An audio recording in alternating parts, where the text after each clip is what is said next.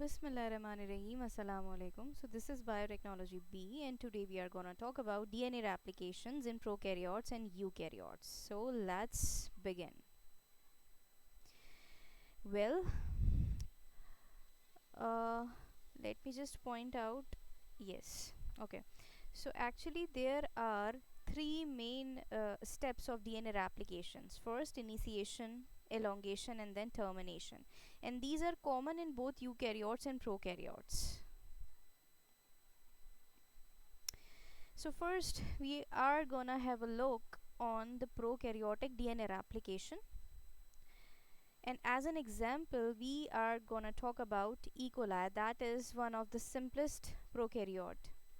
So here we can see there is a chunk of the DNA that is called the origin of replication, or ORIC. ORIC of the E. coli actually comprises on certain DNA chunks such as DUE region, DAR, IHF, and FIS. All of them have certain important features and functions all over the DNA replication process. So when we talk about the DUE region, that is duplex unwinding element, it contains almost 13 MER80 rich repeats right here. However, there is a DAR region, that is also called DNA A assembly region. It also contains further DNA chunks or genes. So let's have a look what they actually, how they actually work. So this is ORIC. At its DAR region, SSB protein comes and attaches. SSB is single stranded binding protein that actually prevents the reannealing of the unwound DNA. Okay, so afterwards DNA A protein comes and attaches to it. DNA A is actually a chunk of protein that is also globular in nature, and over which the unwound DNA also bounds and makes a replication bubble just like that. These are the DNA A proteins, and it actually causes topological stress on both sides of the replication bubble. So that's how replicon comes into being with the help of DNA B helicases and the DNA C helicase loader enzyme. When the DNA A attaches on both of the sides of the replicon and creates a topological stress, so afterwards DNA B and DNA C comes and attaches inside the replication bubble to hydrolyze the hydrogen bonds between the nucleotides of the both of the strands, just like that. This is the DNA B and this is the DNA C.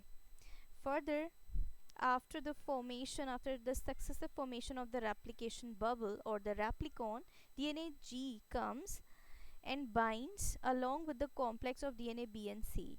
DNA G has a function of uh, developing the primers, because it is a primase in nature. So it synthesizes the primer strands at the 5' ends of the both strands of the replication bubble, just like that. Furthermore, polymerase 3 enzyme and beta clamp protein comes. Beta clamp actually holds the polymerase 3 so that it won't fall before completion of the replication or the synthesis of the daughter strands. So further it works on it to synthesize the daughter DNA strands. So this is called the initiation step. In the next step, that is elongation, here we can see the upper strand is the leading strand and the lower strand is the lagging strand.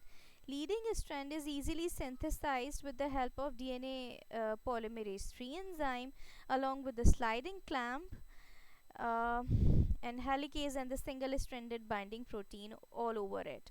However, when we talk about the lagging strand, so it is synthesized in stretches, and each of the stretch is um, ligated through the ligase enzyme that is also called DNA ligase. Further, DNA polymerase 2 also comes, and when it finds some sort of gaps between the lagging strands or the Okazaki fragment. So it fills it up just like that, and along with that, DNA ligase ligates it. So this is how elongation occurs. In the step of termination, here here we can see there are two sort of regions. First is the non-permissive side, and second is the permissive side, along with the TUS protein that stands for termination utilization substance. So this is the replication bubble that is bidirectional in nature. So it will come over from both of the right and the left um, sides of the entire circular DNA of the E. coli. As it is mentioned right here, the permissive site is the one that allows the replication bubble go ahead. But when it finds the non-permissive site right here, that is also in association with the TUS protein, so it will hold it up. So that's how the replication bubble that is coming from the from the left side will terminate its replication at this spot. However, when we talk about the replication bubble that is coming from the right side will be allowed by the permissive sites, and then it will be stopped right here through the non-permissive site that is also in association with the TUS protein. So this is the step where the DNA replication stops in the E. coli, and this termination step varies in organism to organism because each and every organism has, certain common factors but certain dissimilarities as well.